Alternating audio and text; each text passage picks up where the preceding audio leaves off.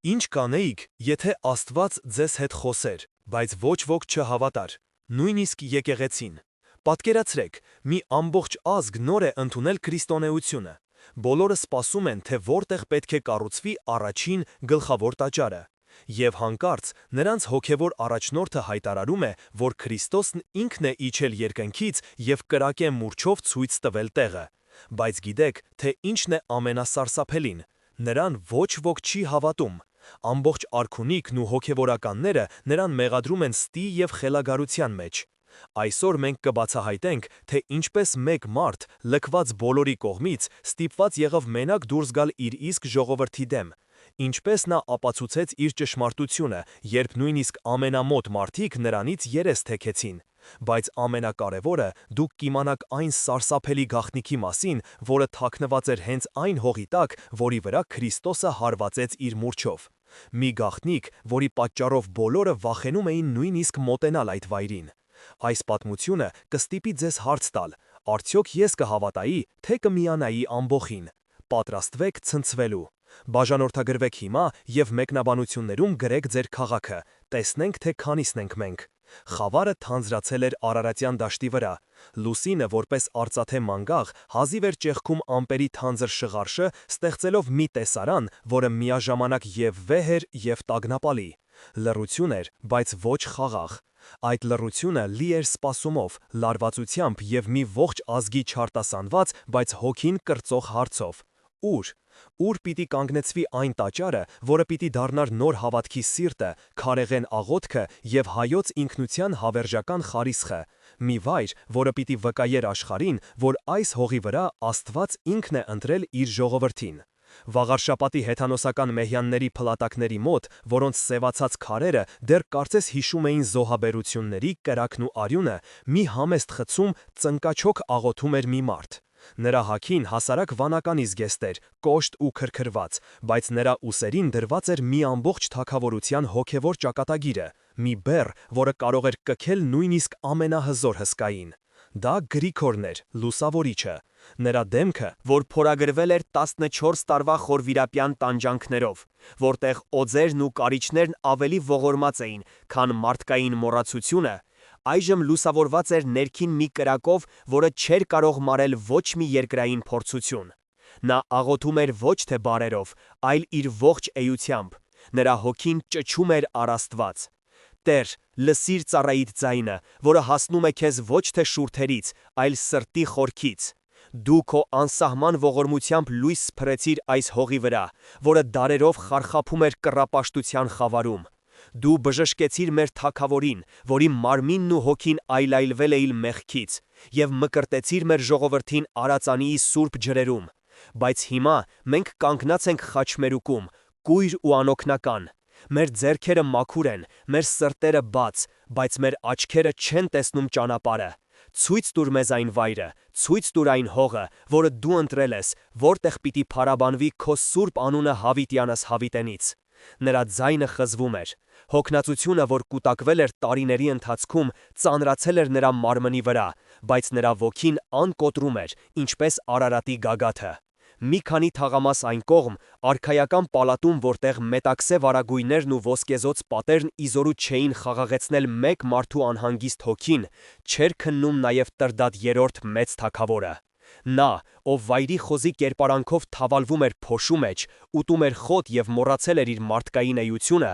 այժմ կրկին կրում էր արքայական թագը, բայց դրա ծանրությունը կարծես ավելացել էր։ Նրա հոգին դեռ անհանգիստ էր։ Նա քայլում էր իր սենյակում, հզոր ձեռքերը մեջքին հանգուցած, և նրա յուրաքանչյուր քայլը արձագանքում էր դատարկ դահլիճի լռության մեջ։ Նրա հայացքը հառած էր դեպի այն կողմը, որտեղ աղոթում էր Գրիգորը, այն մարդը, ում նա նետել էր մահվան գիրքը, և ով վերադարձել էր նրան կյանք պարգևելու։ Նա հավատում էր լուսավորչին։ Նա հավատում էր Քրիստոսին, ով իրեն վերադարձրել էր ոչ միայն մարդկային կերպարանք, այլև մարդկային հոգի։ Բայց նա թագավոր էր, իսկ թագավորները սովոր են գործել, ոչ թե սպասել։ Ինչի ենք սպասում Սուրբ Հայր, կարծես մտքում հարցնում էր նա Գրիգորին, և նրա մտքերը կարծես փոթորիկ լինեին։ Ժողովուրդը դարձի է եկել։ Հեթանոսական կուռքերը տապալված են, և նրանց փոշին ցրվել է քամուն։ Տուր հրաման, եւ իմ լավագույն ճարտարապետները, իմ հազարավոր բանվորները կկառուցեն այնպիսի տաճար, որի նմանը աշխարհը չի տեսել։ Կառուցենք այն մեր մայրաքաղաքի սրտում, որպեսի բոլորը տեսնեն մեր նոր հավատքի զորությունը եւ մեր Տիրոջ փառքը։ Սակայն Գրիգորը լուռ էր։ Նա գիտեր մի ճշմարտություն, որը թագավորը դեռ պետք է ըմբռներ։ Այս տաճարը չպետք է լինի մարդկային փառասիրության կամ քաղաքական հաշվարկի արդյունք։ Այն չէր կարող լինել զուտ քար ու կրիկույտ, որքան էլ այն հոյակերտ լիներ։ Այն պետք է լիներ Աստծո կամքի դրսևորումը, քարեղեն հայտնություն։ Արդյոք Աստված լսում էր նրան։ Արդյոք այս լարված սպասումը կպսակվեր հաղթանակով, թե կսկսեին տլարցակել նորադարձ ժողովրդի դեռևս փխրուն սրտերում։ Ոչ ոք չէր կարող պատկերացնել, թե ինչպիսի ցնցող, աշխարհը գլխիվայր շուռ տվող պատասխան էր պատրաստվում երկինքը տալ այդ գիշեր։ Բայց դա միայն սկիզբն էր։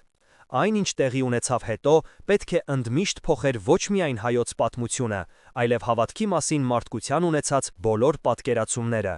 Հայոց աշխարհը դեռ շնչում էր արյունով և կրակով։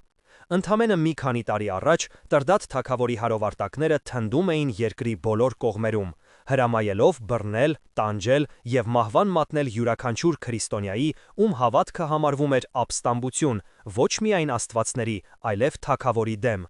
Նրա ձեռքերը դեռ ներքված էին հռիփսիմյանց կույսերի անմեղ արյամբ, մի հանցանք, որի ծանրությունն ազգում էր իր հոգու վրա ամեն գիշեր։ Հեթանոսական աստվածների, Արամազդի, Անահիտի, Վահագնի պաշտամունքը ամուր էր, ինչպես Արարատի գրանիտե ժայռերը, դարերի ընթացքում սերտաճած ժողովրդի կենցաղին ու մտածողությանը։ Քրմերը, զգալով իրենց հազարամյա իշխանության վերջը, ատելությամբ էին լցված նոր հավատքի նկատմամբ, որը սպառնում էր տապալել ոչ միայն իրենց զոհասեղանները, այլև իրենց ողջ աշխարհայացքը։ Եվ այդ խավարի մեջ, խոր վիրապի գարշահոտ օձերով լի փոսում, 14 տարի շարունակ ապրում էր մի մարդ՝ Գրիգորը։ Նա ապրում էր ոչ թե հացով, այլ հավատով։ Նրան կերակրում էր ոչ թե մարդկային ձեռքը, որը նրան մոռացության էր մատնել, այլ Աստծո հրեշտակը, որն ամեն օր նրան հաց էր բերում, վկայելով, որ երկինքը չի մոռանում իր հավատարիմներին։ Նա ողջ մնաց, որպեսի դառնա մի ողջ ազգի հոգևոր հայրը, որպեսի փոսի խավարից դուրս գա և լույս սփռի մի ամբողջ թագավորության վրա։ Հրաշքը տեղի ունեցավ։ Տրդատ թագավորը, որ հալածում էր քրիստոնյաներին, պատժվեց Աստծո կողմից։ Նա կորցրեց իր մարդկային կերպարանքը, դառնալով վայրի խոզ, որը թավալվում էր ցեխի մեջ, սարսափեցնելով իր իսկ ծառաներին։ Ոչ մի բժիշկ, ոչ մի կախարդ, ոչ մի քուրմ չկարողացավ օգնել նրան։ Այդ ժամանակ թագավորի քույրը, Խոսրովի դուխտը, տեսիլք տեսավ։ Փրկությունը գտնվում էր խոր վիրափի փոսում, այնտեղ, որտեղ բոլորը կարծում էին, թե մահն է թագավորում։ Երբ Գրիգորին հանեցին այնտեղից, շատերը չէին հավատում իրենց աչքերին։ 14 տարի օձերի ու կարիճների մեջ, առանց սննդի, անհնարին էր, բայց նա կանգնած էր նրանց առջև, հյուծված, մաշկը կպած ոսկորներին, բայց ողջ։ Նրա աչքերում կար մի լույս, որը մարդկային չէր։ Դա այն լույսն էր, որը կարող է ծնվել միայն տառապանքի և անսասան հավատքի միաձուլումից։ Նա աղոթեց, և Տրդատը բժշկվեց։ Այդ պահին ամեն ինչ փոխվեց։ Թագավորը, որ երեկ հրամայում էր սպանել, այսօր ծնկի եկավ Քրիստոսի առջև։ Նրա հետ ծնկի եկավ ողջ արքունիքը, զորքը և ժողովուրդը։ 301 թվականին Հայաստանը դարձավ աշխանում առաջին պետությունը, որը քրիստոնեություն ընդունեց որպես պետական կրոն։ Սկսվեց հեթանոսական տաճարների կործանումը, քար առ քար, սյուն առ սյուն, Գրիգորն ու Տրդատը մաքրում էին հայոց հողը կռապաշտության պղծությունից։ Ժողովուրդը, ոգևորված իր բժշկված թագավորով, ցնծությամբ մասնակցում էր այդ գործին։ Արածանիի ջրերում տեղի ունեցավ զանգվածային մկրտություն, հայ ազգը վերածնվում էր։ Բայց կործանելը հեշտ էր, իսկ ինչ կառուցել դրա փոխարեն։ Անհրաժեշտ էր մի կենտրոն, մի վայր, որը կմիավորեր բոլորին, մի տաճար, որը կխորհրդանշեր Աստծո և հայ ժողովրդի միջև կնքված նոր ուխտը։ Այն պետք է լիներ ավելին, քան պարզապես շինություն։ Այն պետք է լիներ հայր եկեղեցու սիրտը, որտեղից կենարար արյունը կհոսեր դեպի ազգի բոլոր զարկերակները, դեպի ամենահեռավոր գյուղն ու ամենախոնար հոգին։ Եվ հենց այստեղ սկսվեց առաջին, գրեթե անտեսանելի, բայց խորը հոգևոր պայքարը։ Որտեղ կառուցել այդ տաճարը, ում կամքով պետք է որոշվեր այդ սրբազան վայրը, Մարդու, թե Աստծո։ Այս հարցի պատասխանից էր կախված ոչ միայն մի շինության ճակատագիրը, այլև մի ողջ եկեղեցու ապագա ուղին։ Ոչ ոք չէր կարող պատկերացնել, որ այս հարցը կդառնա հավատքի և թերահավատության, աստվածային հայտնության և մարդկային տրամաբանության միջև առաջին մեծ բախման պատճառը, և այդ բախումը սպասեցնել չտվեց։ Տրդատ թագավորը, լինելով գործի մարդ, որի համար անորոշությունը թշնամուց ավելի վտանգավոր էր, հավաքեց իր խորհրդականներին և իշխաններին արքայական մեծ դահլիճում։ Նրա ձայնը հզոր էր և վճռական, ինչպես այն ժամանակ,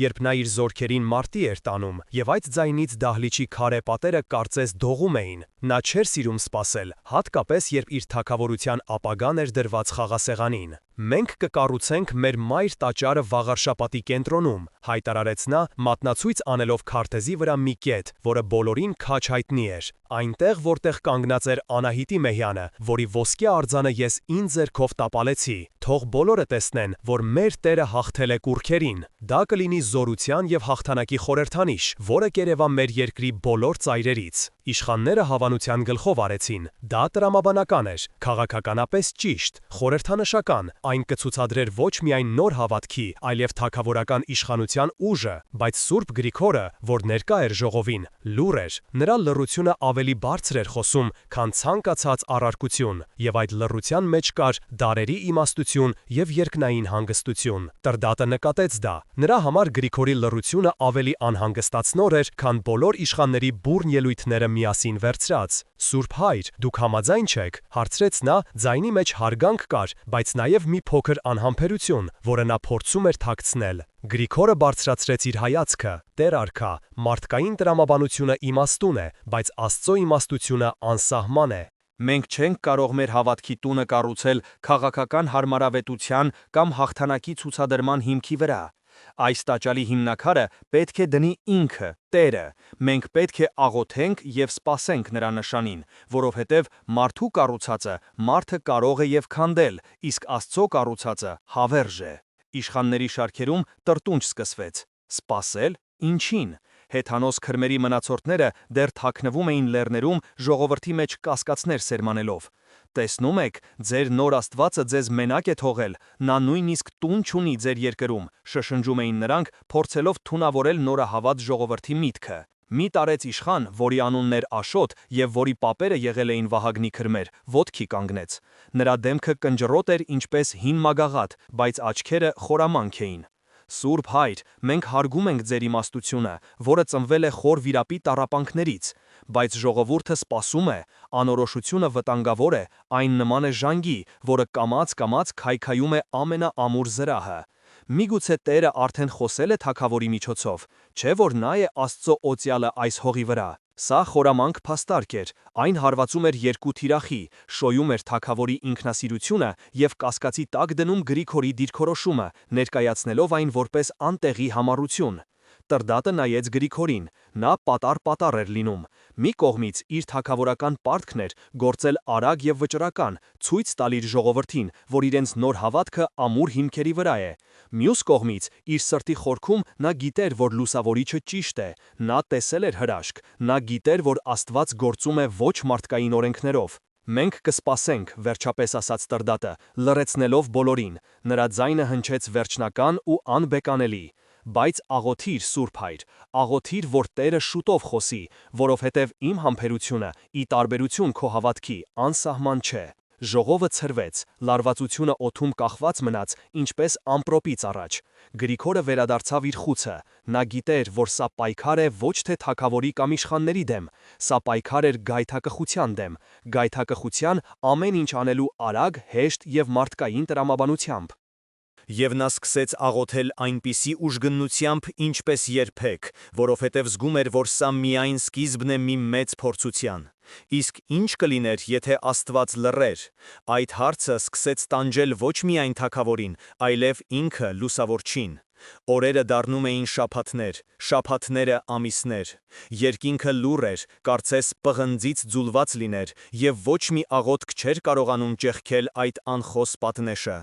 Արարատյան դաշտում սկսվեց աննախադեպ երաշտ, որը չէին հիշում նույնիսկ ամենածեր մարդիկ։ Գետերը ցամաքեցին, դառնալով ճաքճքած հողի մոխրագույն ժապավեններ, իսկ հողը, որ միշտ արատաձեռնորեն կերակրում էր իր զավակներին, այժմ բացել էր իր չորացած շուրթերը և կարծես մահվան էր սպասում։ Սովի սպառնալիքը, որպես սև թռչուն, կախվեց երկրի գլխին, և նրա ստվերը ընկավ յուրաքանչյուր տան, յուրաքանչյուր ընտանիքի վրա, ստիպելով մարդկանց սարսափով նայել դատարկ ամբարներին ու անպտուղ այգիներին։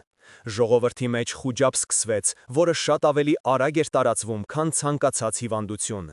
Սա հին աստվածների զայրույթն է, շշնջում էին մարդիկ շուկաներում, որտեղ այլևս վաճառելու բան չկար, և մարդիկ հավաքվում էին ոչ թե առևտուր անելու, այլ իրենց վիշտն ու վախը միմյանց հետ կիսելու։ Մենք տապալեցինք նրանց տաճարները, մենք պղծեցինք նրանց սրբազան անտառները, և նրանք մեզ պատժում են։ Իսկ նոր Աստվածը լուռ է, նա մեզ լքել է, թողնելով մեր ճակատագրի քմահաճույքին։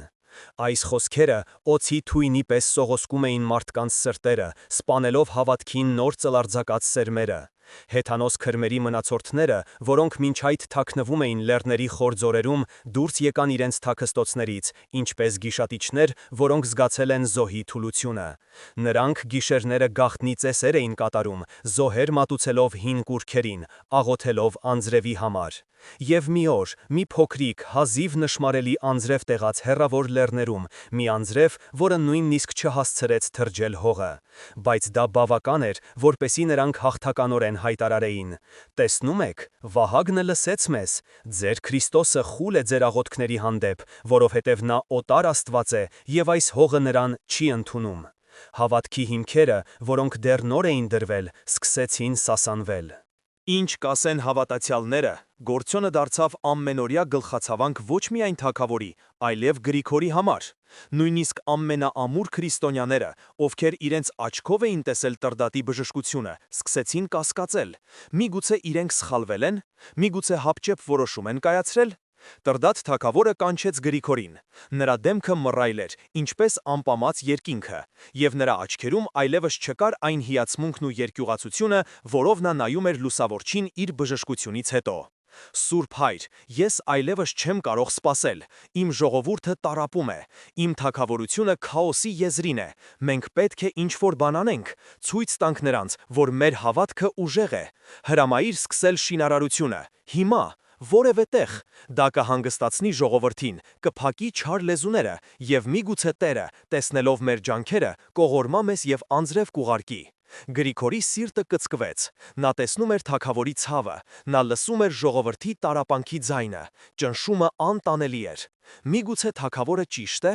միգուցե պետք է գնալ փոխզիջման, կառուցել մի ժամանակավոր եկեղեցի, մինչև Աստված ցույց տա իսկական վայրը։ Սա կլիներ իմացուն քաղաքական քայլ, բայց նրա հոգու խորքում մի ձայն ասում էր. ոչ։ Տեր արքա, հասկանում եմ քո հոգսը, հանգիստ, բայց ամուր ձայնով պատասխանեց Գրիգորը, և նրա ձայնի մեջ կար պողպատի ամրություն։ Բայց հավատքը փոխզիջում չի սիրում։ Եթե մենք հիմա գործենք մարդկային վախից դրդված, ապա մեր կառուցած տաճարը կլինի ոչ թե Աստծո տուն, այլ մեր թուլության հուշարձան։ Տուր ինձ ևս մեկ գիշեր, միայն մեկ գիշեր։ Ես կաղոթեմ այնպես, ինչպես երբեք։ Եթե մինչև լուսաբաց երկինքը լուռ մնա, ես կենթարկվեմ քո կամքին։ Տրդատը երկար նայեց լուսավորչի աչքերի մեջ։ Նա տեսավ այնտեղ ոչ թե համառություն, այլ անսասան հավատք, հավատք, որը կարող էր լեռներ տեղաշարժել։ Թող լինի այդպես, հոգոց հանելով ասաց նա, մեկ գիշեր, բայց ոչ ավել։ Այդ գիշեր Գրիգորի համար պետք է լիներ կամ հաղթանակի, կամ վերջնական պարտության գիշեր։ Նա գնաց իր խուցը, իմանալով, որ ոչ մինայն իր, այլև մի ողջ ազգի ապագան կախված է այն բանից, թե արդյոք Աստված վերջապես կխախտի իր լռությունը։ Եվ հետո տեղի ունեցավ անհավանականը։ Գիշերվա խորհրդավոր լռության մեջ, երբ ողջ վաղարշապատը քնած էր անհանգիստ քնով, տանջվելով երաշտի և անորոշության մղձավանջներից, Սուրբ Գրիգորը ծնկի էր իջել իր խցի սառը քարե հատակին։ Սա այլևս խնդրանքի աղոթք չէր, սա հոգու մարտ էր, վերջին ճիգը, երբ բոլոր մարդկային հույսերը սպառվել էին։ Նա իրեն զգում էր լքված, մենակ, ինչպես այն ժամանակ, երբ 14 տարի առաջ նրան իջեցրին հղոր վիրապի խավարի մեջ։ Կասկածի սառը սողումները սկսել էին սողոսկել նրա մտքերը, փորձելով թունավորել նրա հավատքի վերջին կայծը։ Միգուցե ես արժանի չեմ, Միգուցե իմ աղոթքները չեն հասնում երկինք, որովհետև իմ մեղքերը պատ են դարձել իմ և Աստծո միջև։ Հենց այդ պահին, երբ նրա հոգին հասել էր հուսահատության եզրին, խցի խավարը ցրվեց։ Ոչ, դա լույս չէր, դա ավելին էր։ Կարծես տարածությունն ու ժամանակը պատռվեցին, և ֆիզիկական աշխարհի օրենքներն այլևս չէին գործում։ Խցի պատերը անհեթացան, և նրա առջև բացվեց անսահման, շլացուցիչ տեսարան, որը մարդկային միտքը չէր կարող ընկալել։ Երկինքը բացվեց, և լույսի մի հսկայական, ոսկեգույն սյուն իջավ երկրի վրա, միացնելով երկինքն ու երկիրը։ Այդ լույսի մեջ կային հրեշտակների անթիվ բազմություններ, զորքեր, որոնք փայլում էին արեգակից ավելի պայծառ, և նրանց զրահների վրա արտացոլվում էր Աստծո փառքը։ Նրանց երգի ձայնը նման էր հազարավոր ջրվեժների որոտին, բայց միևնույն ժամանակ այնքան ներդաշնակ էր, որ Գրիգորի սիրտը լցվեց անասելի խաղաղությամբ, և նրա բոլոր վախերն ու կասկածները հալվեցին ինչպես ձյունը գարնանային արևի տակ։ Եվ այդ լուսեսյան միջով երկնքից իջնում էր Միակը։ Նա մարդու որդու տեսք ուներ։ Նրա դեմքը փայլում էր հազարավոր արեգակների պես, իսկ աչքերը նման էին կրակի բոցի, որոնք թափանցում էին մինչև հոգու խորքը։ Նա իջնում էր վեհորեն, հանգիստ, բայց նրա ներկայությունից ողջ երկիրը դողում էր, և Արարատ լեռը կարծես խոնարհվում էր իր արարչի առջև։ Գրիգորը սարսափից ու երկյուղից ընկավ գետնին, չհամարձակվելով նույնիսկ հայացքը բարձրացնել, որովհետև զգում էր, որ մահկանացուն չի կարող տեսնել Աստծո դեմքը և ողջ մնալ։ Նա ճանաչեց նրան, դա Հիսուս Քրիստոսն էր, Միածինը։ Իջնող տիրոջ ձեռքին կար ոչ թե թուր կամ գավազան, այլ ոսկե, կրակե մուրջ, որը խորհրդանշում էր ոչ թե պատերազմ, այլ արարում և կառուցում։ Երբ նա հասավ երկրին, նա կանգնեց Վաղարշապատի կենտրոնում, մի վայրում, որը ծածկված էր ավազով ու փոշիով, որտեղ գտնվում էր հին ստորգետնյա հեթանոսական տաճարի, Սանդարամետի մնացորդները, մի վայր, որը համարվում էր անիծված և որից մարդիկ խուսափում էին նույնիսկ ցերեկով։ Երբ նա հասավ երկրին, նա կանգնեց տիրը բարձրացրեց իր կրակե մուրճը։ Գրիգորը, դողալով, բարձրացրեց իր հայացքը։ Մուրճը փայլատակեց, և Տերը հզոր հարվածով խփեց գետնին։ Այն վայրում, որտեղ դիպավ մուրճը, գետինը ճեղքվեց, և դժոխային խավարի միջից դուրս թափվեցին չար ոգիներ, դևեր, որոնք ճչում էին սարսափից, քանի որ նրանց համար աստվածային լույսն ավելի տանջալից էր, քան դժոխքի կրակը։ Կրակե մուրճի հարվածը նրանց համար անտանելի տանջանք էր։ Նրանք ցրվեցին և անհետացան խավարի մեջ, և Հայոց հողը մաքրվեց նրանց չար ներկայությունից։ Այնուհետև Տերը երկրորդ անգամ հարվածեց։ Այս անգամ հարվածի տեղում հայտնվեց ոսկե, քառակուսի հիմք, որը փայլում էր երկնային լույսով։ Այդ հիմքի վրա բարձրացավ կրակե, կարմիր սյուն, որի գագաթին փայլում էր լուսավոր խաչ։ Սյունը կարծես միացնում էր երկինքն ու երկիրը, խորհրդանշելով Աստծո և մարդու միջև կնքված նոր ուխտը։ Սյան շուրջը Գրիգորը տեսավ 4 այլ սյուներ, որոնք խորհրդանշում էին 4 նահատակված սրբուհիներին՝ Հռիփսիմեին, Գայանեին և նրանց ընկերուհիներին, ում արյունով սրբագործվել էր Հայոց հողը։ Այս ամենը միացված էր լուսավոր կամարներով, կազմելով մի հոյակերտ երկնային տաճարի ուրվագիծ, որի ճարտարապետը ինքը Աստված էր։ Եվ Գրիգորը լսեց մի ձայն, որը գալիս էր ոչ թե դրսից, այլ հնչում էր իր հոգու խորքում, մի ձայն, որը միաժամանակ և որոտ էր, և քնքուշ շշուկ. «Այստեղ կառուցիր իմ տունը, որովհետև այստեղ իջավ Միածինը»։ Տեսիլքը անհետացավ, նույնքան հանքարցակի։ Գրիգորը մնաց մենակ իր խցի խավարում։ Բայց այժմ խավար չկար։ Նրա ողջ էությունը լցված էր այն շլացուցիչ լույսով, որը նա տեսել էր։ Նա դողում էր, բայց ոչ վախից, այլ անսահման երախտագիտությունից։ Նրա այտերով հոսում էին արցունքներ։ Նա գիտեր, թե ինչ պետք է աներ։ Աստված խոսել էր, և նրա խոսքը ցնցելու էր ոչ միայն Հայաստանը, այլև ողջ աշխարհը։ Այդ վայրը պետք է կոչվեր Էջմիածին, վայր, որտեղ իջավ Միածինը։ Լուսաբացին, երբ Գրիգորը, դեռևս ցնցված տեսիլքի երկնային փառքից, բայց վճռական դեմքով, որի վրա արտացոլվում էր աստվածային հրամանի անբեկանելիությունը, ներկայացավ թագավորին և արքունիքին, նրա խոսքերը որոտի պես հնչեցին պալատի դահլիճում, որտեղ հավաքվել էին բոլոր իշխաններն ու նախարարները, սպասելով վերջնական որոշման։ Նրա հայացքը այրվում էր ներքին կրակով, և նրա ձայնի մեջ կար մի զորություն, որը մարդկային չէր, այլ գալիս էր երկնքից, մի զորություն, որը ստիպում էր նույնիսկ ամենահպարտ իշխաններին խոնարհել իրենց հայացքները։ Տերը խոսեց։ Նա ինքը ցույց տվեց վայրը, հայտարարեց նա, և նրա ձայնի մեջ չկար ոչ մի կասկածի նշույլ։ Եվ նա մանրամասն նկարագրեց իր տեսիլքը, երկնքի բացվելը, Քրիստոսի իջնելը, լույսի սյունը, հրեշտակների զորքերը, կրակե մուրճը, դևերի փախուստը և երկնային տաճարի ուրվագիծը, որը նա տեսել էր իր հոգու աչքերով։ Տրդատ թագավորը լսում էր, շունչը պահած։ Նա, ով իր մաշկի վրա զգացել էր Աստծու հրաշքի զորությունը, ով խոզի կերպարանքից վերադարձել էր մարդկային կյանքի, անմիջապես հավատաց։ Նրա աչքերը լցվեցին արցունքներով, և նրա սիրտը թրթռում էր երախտագիտությունից։ Նա պատրաստ էր անմիջապես ծնկի իջնել և փառք տալ Աստծուն, որը ոչ միայն բժշկել էր իրեն, այլև ողորմություն էր ցուցաբերել իր ողջ ազգին։ Բայց մյուսները։ Երբ Գրիգորն ավարտեց իր պատմությունը, դահլիճում տիրեց սառը ծանր լռություն, որն ավելի խոսուն էր, քան ցանկացած բացականչություն։ Իշխանները նայում էին միմյանց, հետո Գրիգորին, և նրանց հայացքներում կար ոչ թե ուրախություն կամ երկյուղացություն, այլ շփոթություն, անվստահություն և նույնիսկ վախ։ Նրանք լսել էին մի պատմություն, որը դուրս էր իրենց ընկալման սահմաններից։ Սուրբ Հայր, վերջապես խախտեց լռությունը այն նույն տարեց իշխանը, Աշոտը, որը նախկինում առարկել էր։ Նրա ձայնը հնչում էր հարգալից, բայց նրա խոսքերի տակ թաքնված էր կասկածի սառույցը։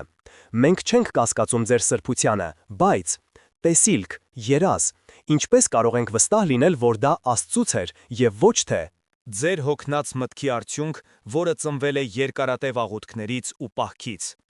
Մեկ այլ իշխան, որ հայտնի էր իր պրագմատիզմով և սառը դատողությամբ, ավելացրեց. Եվ այն վայրը, որը դուք նշում եք, դա անապատ է, ավազուտ, այնտեղ նույնիսկ ջուր չկա, ինչպես կարող ենք այնտեղ տաճար կառուցել, դա անմտություն է, մեր մայրաքաղաքի կենտրոնը պատրաստ է, այնտեղ կան ճանապարհներ, բանվորներ։ Սա անհավանական է, շշնչաց երրորդը, մենք պետք է մեր ողջ թագավորության ճակատագիրը կառուցենք մի երազի վրա։ Երբ նա դա ասաց, ամբողջ դահլիճը կարծես սառեց։ Սկսվեց բուռն քննարկում։ Շատերը, հատկապես նրանք, ովքեր դեռևս կապված էին հեթանոսական անցյալի հետ, տեսիլքը համարեցին վտանգավոր նշան։ Նրանք վախենում էին այն վայրից, որը նշել էր Գրիգորը։ Դարեր շարունակ այն համարվել էր չար ոգիների բնակատեղի, Սանդարամետի ստորգետնյա պաշտամունքի վայր։ Նա ուզում է մեզ տանել դևերի բույնը, չարախնդորեն ասում էին ոմանք։ Անգամ նոր ձեռնադրված եպիսկոպոսների և քահանաների շրջանում, ովքեր կրթություն էին ստացել Կեսարիայում և սովոր էին հունական տրամաբանությանը, կար տարակուսանք։ Հրաշքները, տեսիլքները նրանց համար պատկանում էին առաքյալների ժամանակներին։ Նրանք ակնկանում էին, որ եկեղեցին կկառուցվի կանոնների, տրամաբանության և եկեղեցական ժողովների որոշումների հիման վրա, ոչ թե մեկ մարդու գիշերային տեսիլքի։ Գրիգորը կանգնած էր մենակ, նրա միակ դաշնակիցը Տրդատ թագավորն էր, բայց նույնիսկ թագավորը սկսեց տատանվել, տեսնելով իր ամբողջ արքունիքի միահամուռ դիմադրությունը։ Ինչպես համարձակվեցին նրանք։ Այն մարդը, ով նրանց լույս էր բերել, ով նրանց հանել էր կռապաշտության խավարից, այժմ կանգնած էր նրանց անհավատության պատի առջև։ Հակամարտությունը տեղափոխվել էր նոր, ավելի վտանգավոր մակարդակ։ Այժմ դա պայքար էր ոչ թե հեթանոսների, այլ հենց նորաստեղծ եկեղեցու ներսում հավատքի և թերահավատության միջև։ Գրիգորը հասկացավ, որ բառերն այստեղ անզոր են, պետք էր գործել, և նրա գործողությունները պետք է լինեին ավելի զորեղ, քան ցանկացած քարոզ։ Առանց մեկ խոսք ասելու, առանց որևէ մեկին նայելու, Սուրբ Գրիգորը շրջվեց և դուրս եկավ պալատի դահլիճից, թողնելով իր հետևից շփոթված իշխաններին և տատանվող թագավորին։ Նրա քայլերը հաստատուն էին, նրա մեջքը ուղիղ, և նրա ողջ էությունից ճառագում էր մի վճռականություն, որը ծնվում է ոչ թե մարդկային համառությունից, այլ աստվածային հրամանին ենթարկվելուց։ Նա չէր գնում իր խուցը, նորից աղոթելու կամ մենության մեջ մխիթարություն փնտրելու։ Նա գնում էր այնտեղ, որտեղ իջել էր միածինը, որովհետև գիտեր, որ հավատքը պետք է դրսևորվի ոչ միայն խոսքով, այլև գործով, մի գործով, որը կլռեցնի բոլոր թերահավատներին։ Նա վերցրեց մի պարզ փայտե խաչ, որը միշտ իր հետ էր, և գնաց դեպի այն ամայի վայրը, որը բոլորը համարում էին անիծված, մի վայր, որի անունը նույնիսկ վախով էին տալիս։ Տրդած թագավորը, տեսնելով նրա անսասան վճռականությունը, մի պահ տատանվելուց հետո զգաց, որ չի կարող նրան մենակ թողնել։ Նրա սրտում պայքարում էին թագավորական հեղինակությունը և նորահայտ հավատքը, և հավատքը հաղթեց։ Նա հրամայեց իր թիկնապահներին և մի քանի հավատարիմ իշխանների, ովքեր դեռ չէին կորցրել իրենց հոգու լույսը, հետևել նրան։ Երբ նրանք հասան նշված վայրը, շատերը սկսեցին դժգոհել և տրտնջալ։ Օդը ծանր էր, կարծես չարի ներկայությունը դեռ զգացվում էր հողի ամեն մի մասնիկի մեջ։ Բայց Գրիգորը կանգն առավ այն կետում, որը տեսել էր իր տեսիլքում, բարձրացրեց խաչը և բարձրաձայն սկսեց աղոթել, և նրա ձայնը հնչում էր որպես զանգի ղողանջ այդ անիծյալ լռության մեջ։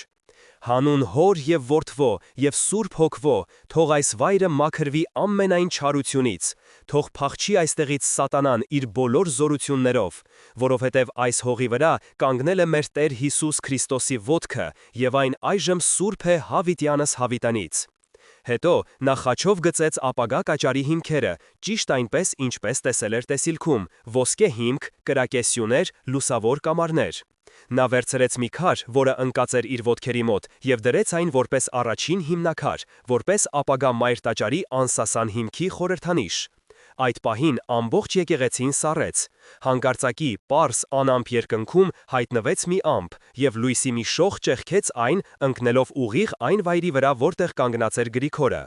Օդը լցվեց անուշ բույրով, կարծես հազարավոր վարդեր միաժամանակ բացվեին, և մի աննկարագրելի խաղաղություն իջավ բոլոր ներկաների վրա։ Անգամ ամենամեծ թերահավատները, ովքեր եկել էին ծաղրելու, զգացին այդ աստվածային ներկայությունը։ Նրանց սրտերում վախի փոխարեն ծնվեց երկյուղացություն, և նրանց ծաղրը փոխարինվեց լուռ հիացմունքով։ Տրդատ թագավորը, տեսնելով այս երկրորդ հրաշքը, այլևս չկարողացավ զսպել իրեն։ Նա իջավ ձիուց, մոտեցավ Գրիգորին, իր հզոր ձեռքերով վերցրեց մի ավելի մեծ քար և դրեց այն Գրիգորի դրած քարի կողքին, ցույց տալով, որ թագավորական իշխանությունը խոնարհվում է աստվածային կամքի առջև։ Այստեղ կկառուցվի մայր տաճարը, հայտարարեց նա այնպիսի ձայնով, որը վիճարկման ենթակա չէր, և ես, հայոց թագավորս, կլինեմ նրա առաջին բանվորը։ Այդ պահից սկսվեց մի անհավանական շինարարություն, թագավորն ու իշխանները, հանելով իրենց թանկարժեք զգեստները, հասարակ բանվորների հետ սկսեցին քարեր կրել և հիմքը փորել։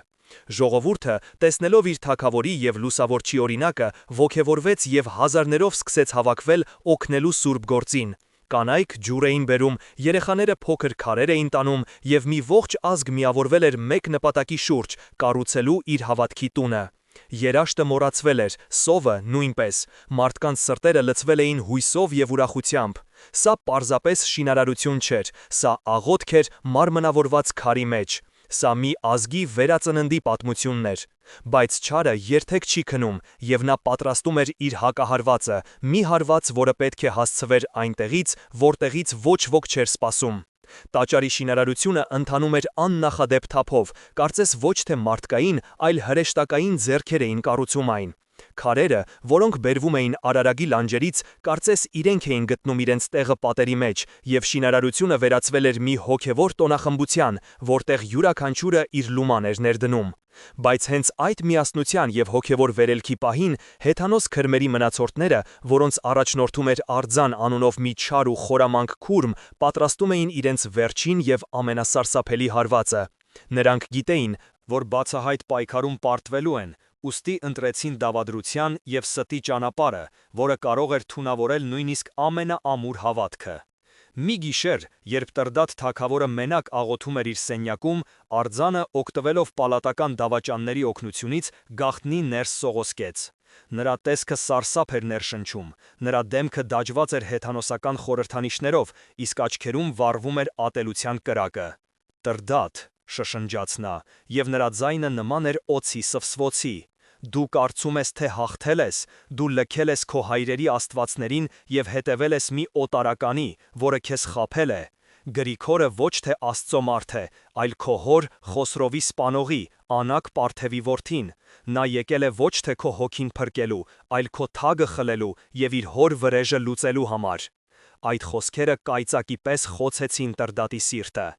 Անակ Պարթև, այդ անունը նրա համար ամենաատելի անունն էր աշխարհում։ Նա հիշեց իր մանկությունը, իր հոր սպանությունը, իր ընտանիքի աքսորը։ ատելությունը, որը տարիներ շարունակ թաքնված էր նրա սրտի խորքում, հանկարծ արթնացավ և կուրացրեց նրա միտքը։ Նա մոռացավ իր բժշկությունը, մոռացավ Գրիգորի սրբությունը, մոռացավ Քրիստոսին։ Նրա աչքերի առաջ միայն մի բան էր՝ վրեժ։ «Ձեռբակալեք նրան», գոռաց նա, դուրս վազելով սենյակից, «ձեռբակալեք դավաճան Գրիգորին»։ Երբ զինվորները ներխուժեցին Գրիգորի խուց, նա աղոթում էր։ Նա տեսավ նրանց աչքերում ատելությունն ու չհասկացավ պատճառը։ Նրանք կապեցին և տարան թագավորի մոտ։ Տրդատը կանգնած էր գահին, և նրա դեմքը այլայլված էր զայրույթից։ «Դու խաբեցիր ինձ», կրճտացրեց նա ատամների արանքից, «դու իմ հոր սպանողի որդին ես, դու եկել էիր ինձանից վրեժ լուծելու»։ Գրիգորը նայեց նրան ցավով և կարեկցանքով։ «Այո, ես Անակի որդին եմ», հանգիստ պատասխանեց նա, «բայց ես եկել եմ ոչ թե վրեժ լուծելու, այլ քո և քո ժողովրդի հոգիները փրկելու։ Իմ հայրը մեղք գործեց, և ես իմ ողջ կյանքը նվիրել եմ այդ մեղքը քավելուն»։ Բայց տրդատը խուլ էր։ Նա հրամայեց Գրիգորին ենթարկել անլուր տանջանքների, հուսալով, որ նա կխոստովանի իր դավադրությունը։ Բայց Գրիգորը լուր էր, նա միայն աղոթում էր իր տանջողների համար։ Տեսնելով, որ տանջանքները անօգուտ են, տրդատը որոշեց նրան նետել խոր վիրապի գուբը, որպեսզի նա այնտեղ մեռնի դանդաղ ու տանջալից մահով, ճիշտ այնպես, ինչպես նա էր արել 14 տարի առաջ։ Երբ Գրիգորին իջեցնում էին փոսը, Նո նայեց երկնքին և ասաց. «Տեր, ներիր նրանց, քանզի չգիտեն, թե ինչ են անում»։ Եվ այսպես լույսը կրկին հայտնվեց խավարի մեջ։ Բայց այս անգամ խավարը շատ ավելի խիտ էր, քանի որ այն ծնվել էր ոչ թե հեթանոսական տգիտությունից, այլ մարդկային ատելությունից և դավաճանությունից։ Տաճարի շինարարությունը կանգ առավ։ Ժողովուրդը շփոթված էր և վախեցած։ Թվում էր, թե ամեն ինչ կորած է, և Հայաստանի վրա կրկին իջել է հեթանոսական գիշերը։ Բայց նրանք մոռացել էին մի բան. Աստծո ճանապարհները անքննելի են, և երբեմն ամենախոր խավարի միջից է ծնվում ամենապայծառ լույսը։ Մի քանի տարի անց, երբ տրդատը, տանջվելով խղճի խայթից և տեսնելով, որ իր թագավորությունը քայքայվում է, կրկին կորցրեց իր մարդկային կերպարանքը, նրա քույրը՝ Խոսրովի դուխտը, կրկին տեսիլք տեսավ։ Եվ պատմությունը կրկնվեց։ Գրիգորին հանեցին խոր վիրապից։ Նա կրկին բժշկեց թագավորին։ Եվ այս անգամ տրդատի զղջումը անկեղծ էր և խորը։ Նա ընկավ Գրիգորի ոտքերը և ներում խնդրեց, և Գրիգորը ներեց։ Մայր տաճարի շինարարությունը վերսկսվեց նոր ուժով։ Եվ երբ այն ավարտվեց, Էջմիածնի մայր տաճարը դարձավ ոչ միայն հավատքի, այլև ներողամտության և հաշտության խորհրդանիշ։ Այն դարձավ մի վկայություն այն բանի, որ Աստծո սերը ավելի ուժեղ է, քան մարդկային ցանկացած ատելություն։ Այն դարձավ հայ եկեղեցու սիրտը, որը մինչ օրս բաբախում է, իր զավակներին կանչելով դեպի լույս, հավատք և սեր։ Այս պատմությունը մեզ սովորեցնում է մի կարևոր դաս. փորձությունները ուղարկվում են ոչ թե մեզ կործանելու, այլ մեր հավատքը ամրապնդելու համար։ Եվ նույնիսկ ամենախոր փոսի մեջ, երբ թվում է, թե բոլորը մեզ լքել են, Աստված մեզ հետ է, նա երբեք չի թողնում իր զավակներին։ Եվ եթե մեր սրտում կա հավատք, ապա ոչ մի խավար չի կարող հաղթել այն լույսին, որը նա մեզ պարգևել է։ Իսկ դուք, սիրելի բարեկամներ, ինչ կանեիք տրդատի կամ Գրիգորի փոխարեն։ Կկարողանայիք արդյոք ներել նրան, ով ձեզ դավաճանել է։ Կկարողանայիք արդյոք պահպանել ձեր հավատքը ամենածանր փորձությունների ժամանակ։ Կիսվեք ձեր մտքերով մեկնաբանություններում։ Եկեք միասին խորենք այս հզոր պատմության դասերի շուրջ։